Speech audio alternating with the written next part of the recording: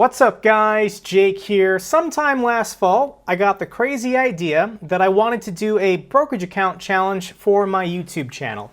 And I decided I was going to put $25,000 in my Schwab account on January 1st, not add any additional money, and see, one, if I could outperform a simple low-cost index fund, and then two, an aspirational goal, try and double my account balance in 1 year. So get it from $25,000 to $50,000.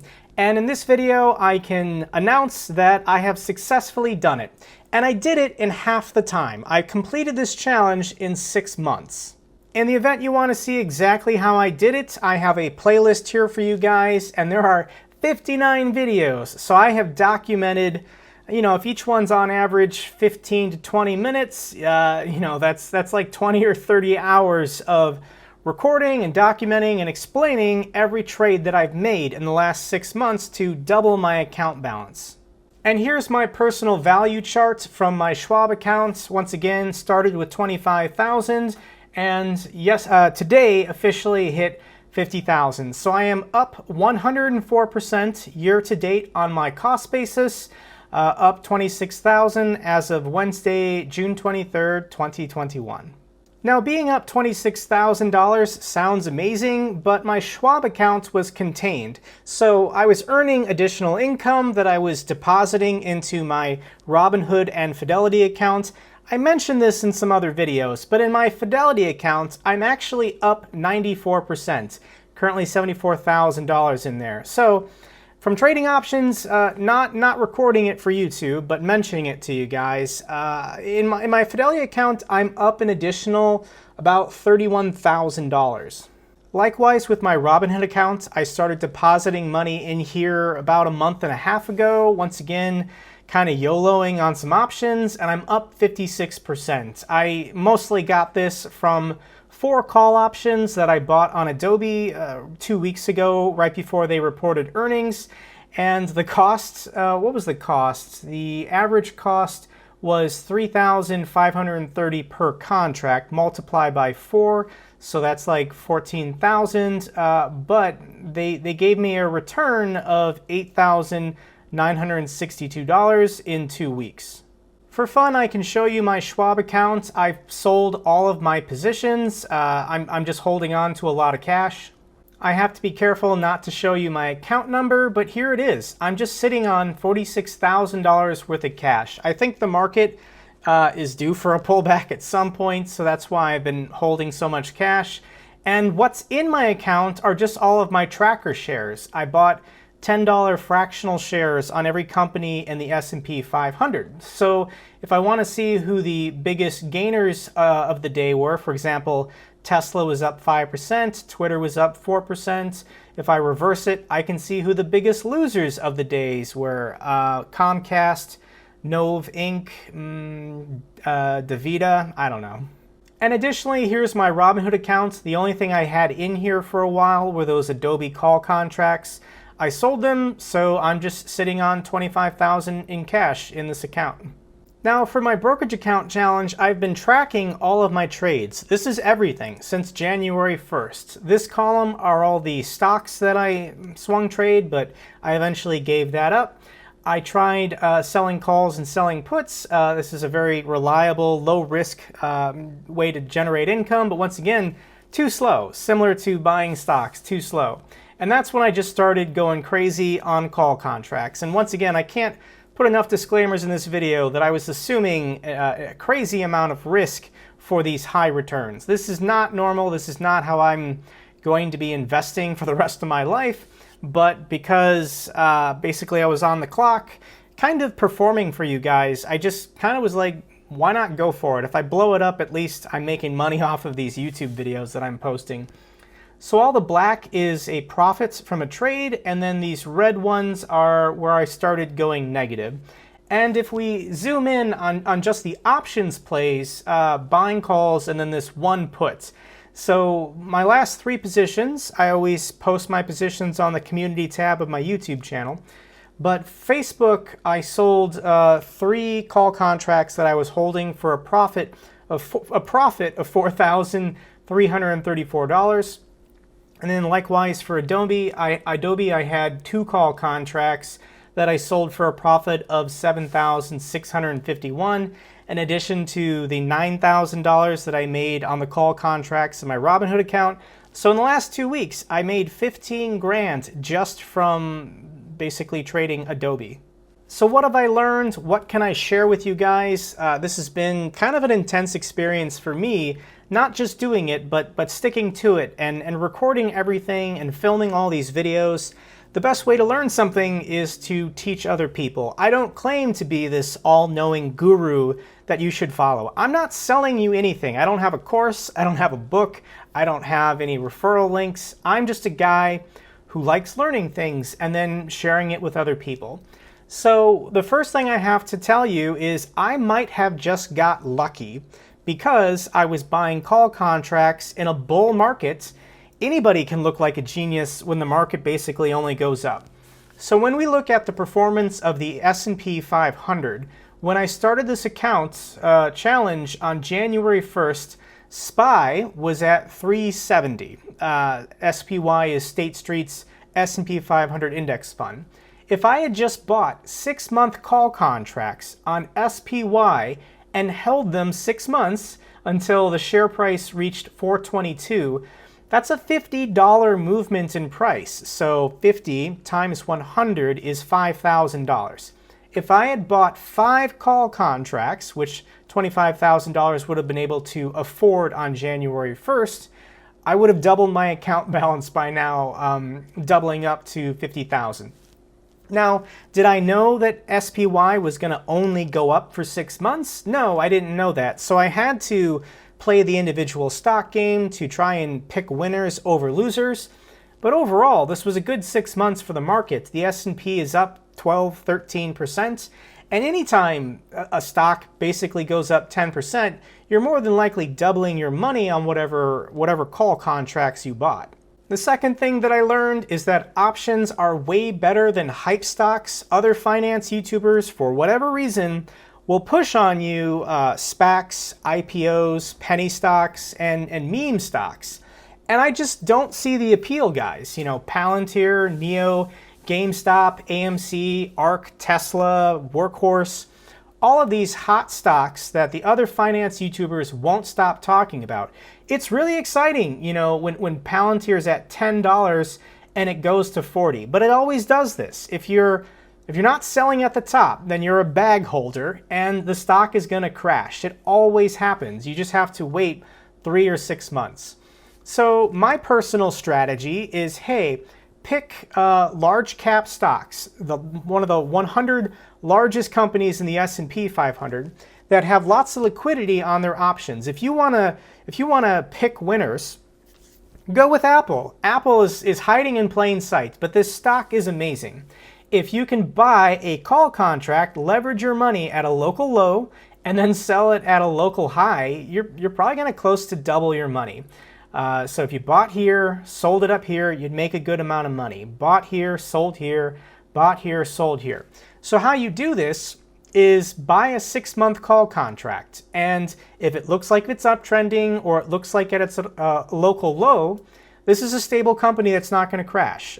Maybe if there's a broader market shift that everybody's talking about, Apple's share price could tumble, but is Apple going to fall before one of these other hype, meme, IPO, SPAC stocks are going to fall? No. Third thing I learned slowly over time is that it's okay to do nothing. I felt the pressure because I was recording this challenge for you guys to do something, because I wanted to report to you guys, hey, I researched this, I found this, I recommend this. But honestly, I was forcing way too much. And I think people feel the pressure. You know, I say, hey, I'm home from work this day, I can pay attention to the market. I have money, I want to do something. But that's not a good attitude. You should be holding your ammunition for the perfect shots. You shouldn't be trying to force things that aren't there. And when you can only trade certain days or certain times, this is really difficult. So this is a constraint as an active trader that you have to be cognizant of. You have to say, don't get antsy, don't get impatient. It's okay to not buy or sell anything, sometimes for weeks, once again, waiting for a good opportunity that you have a very high level of conviction in. The fourth thing that I learned, that if you're going to be buying options, buying calls and buying puts, longer contracts are better. 6 months really at the minimum, because you're giving yourself time. The market is just going to naturally fluctuate when you're trading these large cap stocks. They just kind of drift up and then they drift back down. So if you buy a 6 month or a 1 year call contract, you have time basically for a second look. Every 3 months, these quarterly earnings statements are put out. Sometimes there's newsworthy events. A lot of finance YouTubers who trade options will talk about weekly contracts, buying weekly calls or weekly puts, and those are just scratch-off ticket guys. That's not very good investing, and you're going to get burned on basically theta decay or the extrinsic value withering away, which is why if you're selling options, if you're selling cash secured puts, selling covered calls, then you want theta as your friend. So if I'm selling covered calls or cash secured puts, less than 2 months is my goal, so that once again, I'm gaining all of that theta value. And then number 5 is that I cannot predict the future, and I definitely got in my own head at sometimes. This is something very easy for anyone to do, but when I look at my worst trades from the last 6 months, Clorox really stands out. Now this stock was in a very strong downtrend. Just look at the share price bouncing off the 20-day moving average as it kept falling. It kept falling, it kept falling, and it got all the way down to here at 180. And I said to myself, they're about to report earnings. This thing's down $50 from its high above 230. It's got to reverse. Once again, the technicals don't say it's going to reverse, and I didn't have any insider information. I don't know what their quarterly earnings statement was going to be, and it wasn't good. So I spent all this money on a call contract, maybe even 2, and their earnings was a disappointment, and it's still downtrending. So I had to eat dirt on this trade. So if the technicals are saying it's going down, don't buy it. The expression buy the dip is a terrible expression. If something is going down, ignore it. That's what all the other large firms are doing, by the way. When they look at the technicals and something is downtrending, if it's in a death cross, they're just going to ignore it. They're going to wait for the market to let it bottom out, and then that's when they buy in. That's when you want to join the large firms that have billions of dollars to toss around. So, for example, Clorox is still downtrending, and what needs to happen here is it needs to stop going down, then consolidating sideways. All of the moving averages will catch up. Then Clorox will be ready for an uptrend. And as soon as that uptrend starts, buy a call contract. My other best trade was Costco. When I was watching this, Costco had a huge sell-off on basically nothing. You could argue it was overvalued here, but then undervalued here. And I was waiting, once again, for it to bottom out. And as soon as it snapped back like this, I said, I don't know what this sell-off was, but it's ready for an uptrend. So I bought a call contract and wrote it back up. I bet huge on this in my Fidelity account. I think I made over 12 grand just from this one trade right here. I sold it when it got up here. It's kind of been trading sideways. But then once again, I tried to predict the future and I said, hey, it's moving sideways. On earnings, I think there's going to be a sell-off. It's going to go back down to 350. I don't have any insider information. I don't know why I predicted this. And I bought a put contract trying to make money from it going down. Nope. I think I lost a couple grand on this call contract or this put contract. So once again, I can't predict the future. So I need to be careful with my assumptions. The most success that I've had this year has actually been from looking for well-rested, well-consolidated stocks that are just about to break out. Adobe being the best example here. This ran up huge last year, hit this resistance line of about 525. Then it bounced down and it started channeling. It started trading sideways between 450 and 500. And I could have made a lot of money if I just stuck to Adobe for a year, buying it when it got to 450, selling it when it got to 500, buying it, selling it, selling it, buying it, selling it. Large funds, large firms do this. They find stocks, large cap stocks that are just channeling, and then they're the ones causing it, but they're okay with that because they know that buyers will step in when you get to this line. And as soon as the 200-day moving average caught up, they had then some earnings reports that of course were really good, and Adobe's in a new breakout. I sold my contracts today because it hit 575. Once again, a nice round number. It could break through this and get to 600, or it could bounce off of this and then go back down to 525, but I'm happy with the profit I got. So what's the next step? Where is this brokerage account challenge going? And I'm going to officially stop the challenge for now. I might bring it back later this year. I'm not going to add any additional money of my own so that I can keep my cost basis for the year well recorded. But I made a video a couple days ago titled "A Crazy Idea to Never Lose Money in the Stock Market." If you haven't watched this, check this out because I'm going to start experimenting with this. And I already have in my Fidelity account, and I'm going to start doing it in my Schwab account as well. If you want the cliff notes of that video, basically on a red day, I buy call contracts on the ETF SPY. If it goes red a second day, basically I double up. So I bought 2 and then I bought 4. If it were to go negative again, I'd buy 8. Go negative again, I buy 16. Go negative again, I buy 32. And I have 200 shares of SPY that I'm selling covered calls on, but I would sell off those shares to leverage my money to buy call contracts. This is a crazy way to basically earn, like $50 to $100 or $200 a day. And you have to view all of your call contracts that you're buying as one position. So last Thursday was red, Friday was red, so that's when I bought these. Monday was green. So this is a snapshot of my accounts on Monday as the market snapped back. And the call contracts that I bought on Thursday are still negative. They're still in the hole 371. But my call contracts that I bought on Friday are positive 569. So this 569 makes up for the negative 371. I can sell everything, get out of the total position.